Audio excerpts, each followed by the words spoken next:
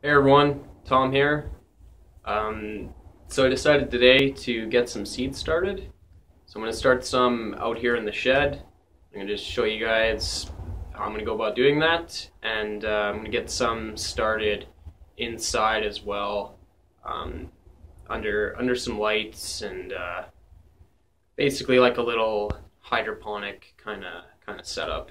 So let's get going. All right. So I figured I could kind of talk to you guys while I'm doing this, because it's so interesting watching me sift soil.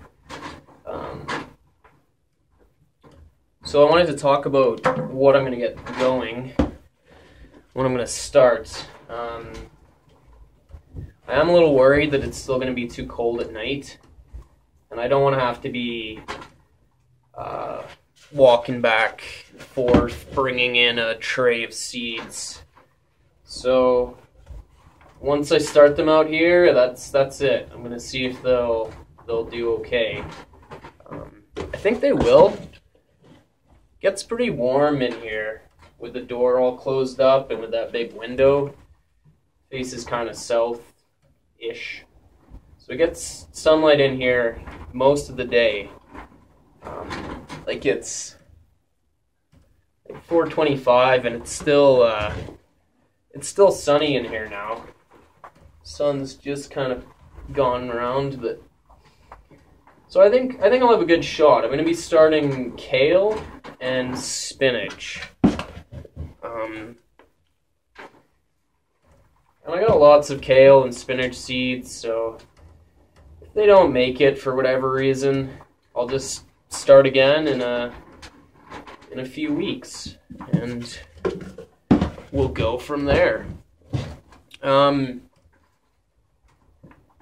the hydroponic setup, I'll show you guys what I've got going there. I mean, I say hydroponic, I mean really it's just some rock wool cubes,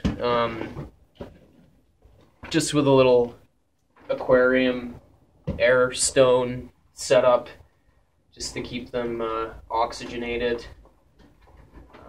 I've had really good success starting tomatoes that way before, just with a little light over top, so that it stays nice and warm. So yeah, I just thought I'd show kind of two methods that I've used and had success with. Yeah. This is probably way more than I need, but whatever. So I'll just show you kind of what to get out of this. So you see all these little clods and sticks. Don't really want that. I mean, something, you know, like this, that'll fill up a big part of that cell. So I don't really want that in there. So anyway, let's have a look at what's underneath.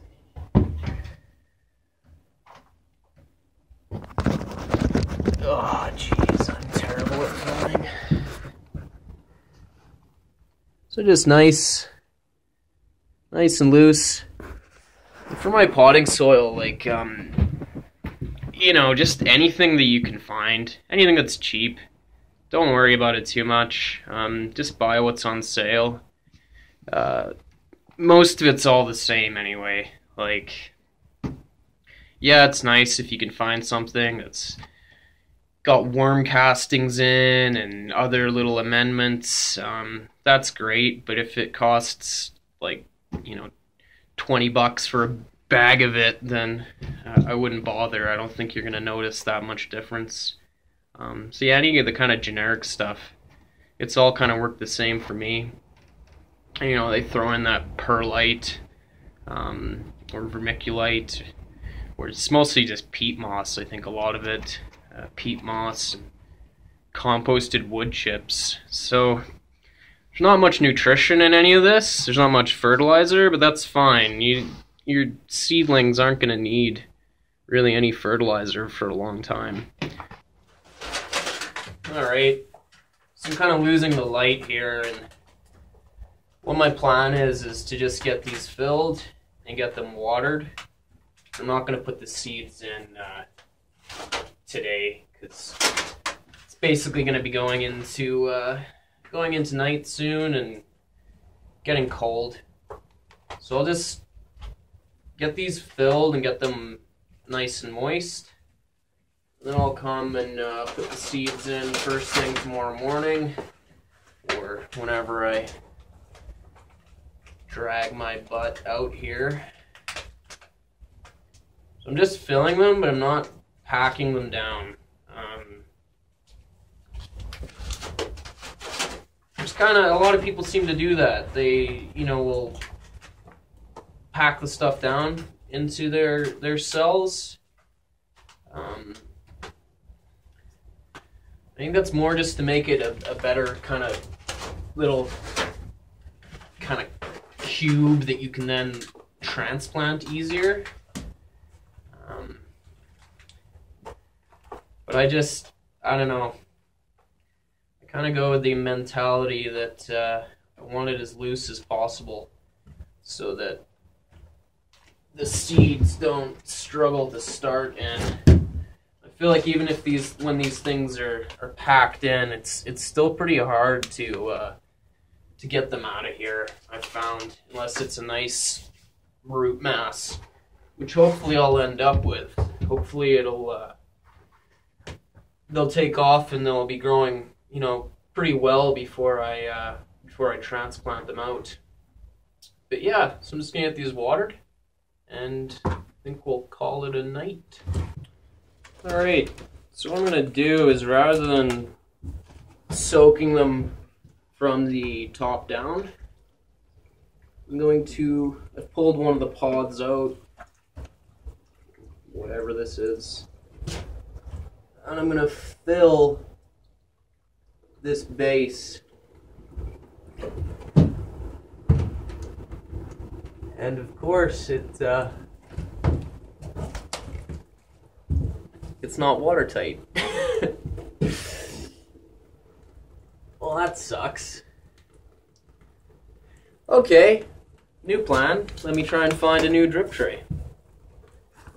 Alright, so I just switched out the top for the bottom. Kind of wanted to use the other one on top because it's looks more clear. The other one's kind of gone white. It's this little white patch. I don't know what that is. But it's not watertight, so it's kind of a useless drip tray if it doesn't hold water. It's just for looks then, I guess.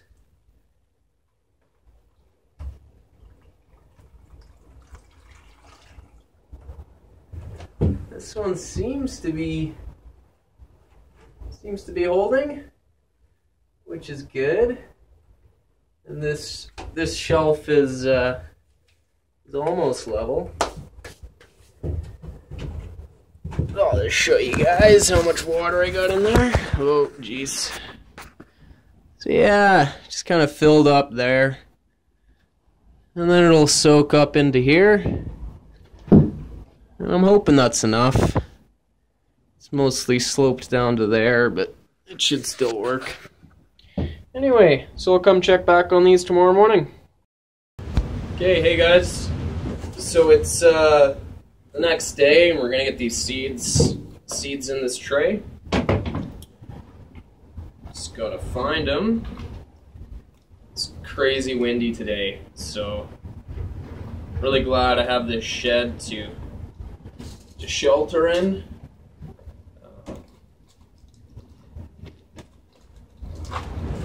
It's like 50, 60 kilometer hour wind. Pretty steady. Pretty bad. Yeah. All right. Let's do it. Take you guys for a little ride.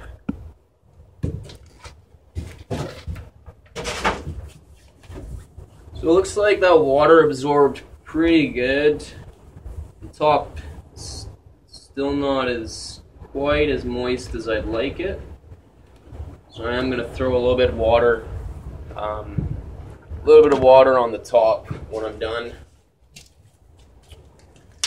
So I'm going to do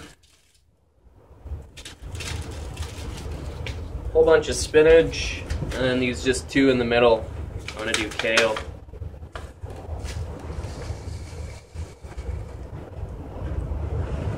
That's the spinach done.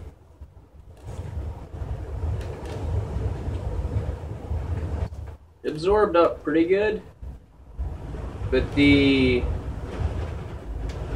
way this shelf is a little bit sloped, the water pooling down at this end, these ones have absorbed that water better.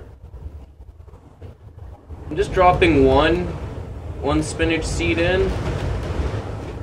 Jeez. Because spinach, it's like beets. It'll split open and a whole bunch of seeds will pop up from that one kind of seed cluster. Kind of like beets.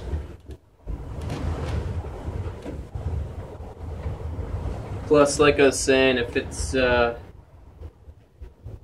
gonna get really cold and these don't make it, I don't want to waste too many seeds just for the sake of it.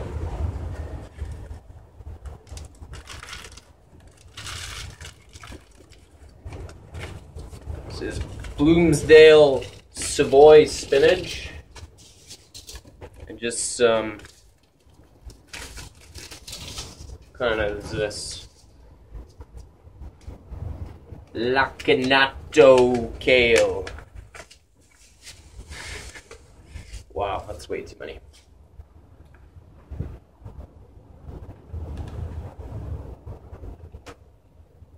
Kind of rushing doing this.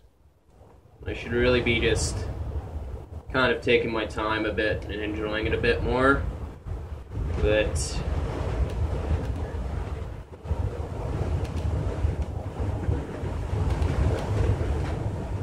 I left it too late today.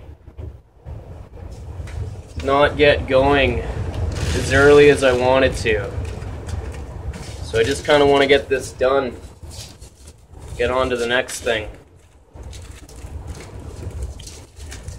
Which I think we do a lot of the time in life. Don't really stop to enjoy the moment. Enjoy what we're doing. But whatever. Can't be a saint every day. Okay, got the seeds in. I guess I'll give you guys a quick shot.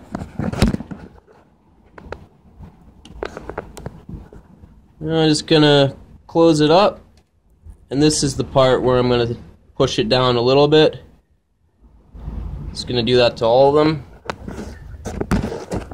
just so I have a little bit of compaction, a little bit of contact between that top layer and the seed.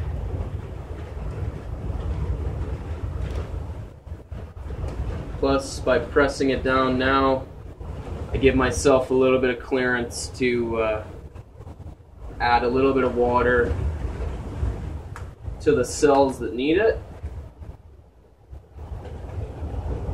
And there's still a little bit collected in the bottom, so I know this isn't going to be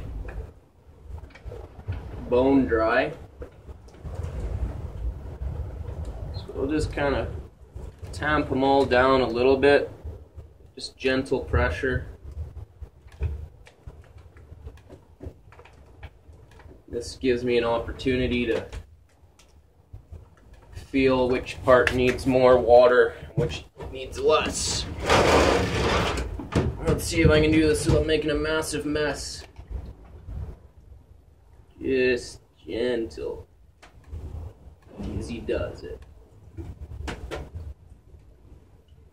course, I have like the biggest watering can ever.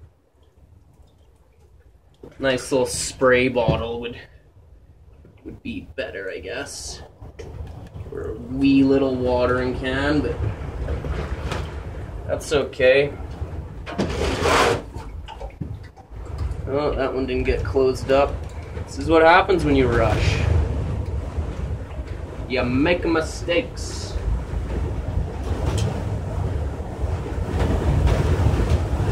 I think we're gonna blow away. I think this shed might take off. Stick. My sifter didn't do that good of a job.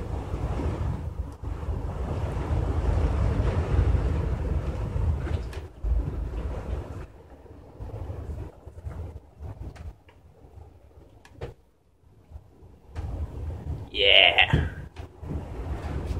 Alright. Alright. I think we're good. We'll keep checking on these and hopefully they'll come up. Like my granddad says, they're either going to go up or they're going to go down. Alright, hey everyone, just thought I'd show you what I got going on inside here with this little hydroponics setup. Yeah, I've just got six Manitoba tomato seeds started in this block of rock wool. And I've been growing Manitobas for quite a few years now, and they're an heirloom bush tomato, which I save the seeds from each year. And they're just a really good all-around tomato and bred in Manitoba, so they're, you know, good for the prairies and just, you know, fairly short growing season. And because they're a bush, they nice compact plant that doesn't get blown around too much in the wind, as opposed to a big indeterminate vining main season tomato. A little bit harder to grow here if you don't have a greenhouse. So yeah, so it's just give you guys a shot. It's got a little desk lamp. It's just a little 13-watt fluorescent. And I've got a pretty big chunk of rock wool in there, and I've just got 6 seeds, basically in each of the corners and then 2 in the middle. It's just plain water in there. And I got 2 air stones running, which is probably overkill. You could probably just have one little one going, but it's you know, it's hard to overdo it with air. So yeah, and I just got it on a timer, so the light is running just 12 hours a day, and the pump, though, the air stones are running all the time. So the air stones just help get oxygen to those little seedlings, and most importantly, it keeps the water clean. If you have just standing water in there, got a lot more risk of getting some funky stuff growing in there. You'd have to be changing it a lot more frequently. Yeah, rock wool and this kind of setup has worked really well for me in the past for starting all kinds of seeds, but especially those crops that like warmth, tomatoes, cucumbers, you know, those kind of seeds, they do really great in this. And not having it in soil, the seed just has less stuff that it's got to kind of compete with. You know, less bacteria and fungus and things that are kind of doing their best to break down that seed. This environment is more sterile, and yeah. So the reason I spaced them out like that, I didn't put a tomato in every spot, is I'd like to keep them growing in here for a while. So I've given them a bit of room to grow and have some room for their leaves to spread without being too crowded. And once they get to their seedling stage, once they start looking like they're putting out some true leaves, I'm going to be very, very judicious, but I'm going to add small amount of chemical fertilizer into this solution. Yeah, it's better if you have specific hydroponic fertilizer, but I found that, you know, any kind of chemical fertilizer, just your standard kind of plant food, just a tiny little bit. You got to be really careful, really err on the side of caution with that stuff, because you could definitely overload this solution with way too much salt, and I've done that before in the past. Put in a too big of a pinch, and it just kills them. So just a tiny little bit, just to ease them into the growing mode. But yeah, this setup is pretty easy, pretty cheap to do. You can get a little air pump at pet stores or Walmart or any of those kind of stores, and I've seen it before where you can get a kit that's kind of got everything: a little pump, a little bit of hose, a little air stone, and you could scale this up. I mean, I could have a full tray going. I've done that before in the past. But like I said, if you have them in every cube, you kind of got to have a plan and where you're going to put them next. So yeah, just two kind of methods, one with rock wool, one with soil.